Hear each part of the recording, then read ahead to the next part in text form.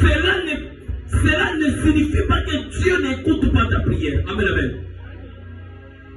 Il y a des gens en Seigneur qui gênent, qui font toutes choses que le visionnaire, que Dieu peut lui demander de faire. Il prie, il gêne, il fait toutes choses. Il marche dans la sainteté, mais ne voit pas la main de Dieu. Mais ne sois pas découragé. Il y a un Dieu qui t'invite. Il te dit viens. Et lorsque tu viendras vers lui, la première chose, il va te donner du repos. Quelle que soit la grandeur de ton problème, quel que soit même le lien de ta famille, quel que soit des obstacles sur ton chemin, mais Dieu, il te dit, tel que tu es, viens avec tes problèmes. Moi, Dieu, je vais te soulager. Il y a un homme et une femme que Dieu va soulager son problème ce soir.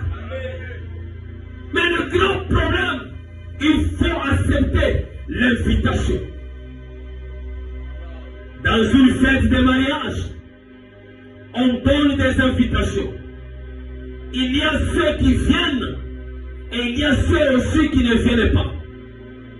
Mais laisse-moi te dire, la fête des hommes, c'est une fête pourrie.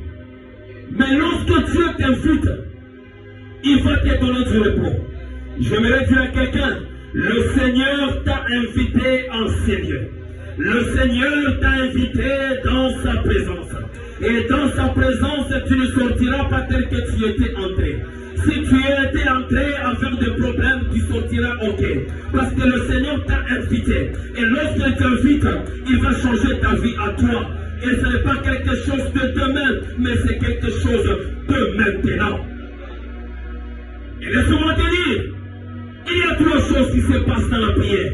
Alléluia. Il y a trois choses qui se passent dans la prière. Avant la prière, pendant la prière et après la prière. Alléluia. Avant la prière, il y a des espoirs. L'homme est désespéré. Avant la prière, l'homme est en train de pleurer. Il se pose des questions. Avant la prière, il y a des déceptions. Avant la prière, il y a des doutes, il y a des confusions, il y a l'esclavagisme. Avant la prière, il n'y a pas la foi.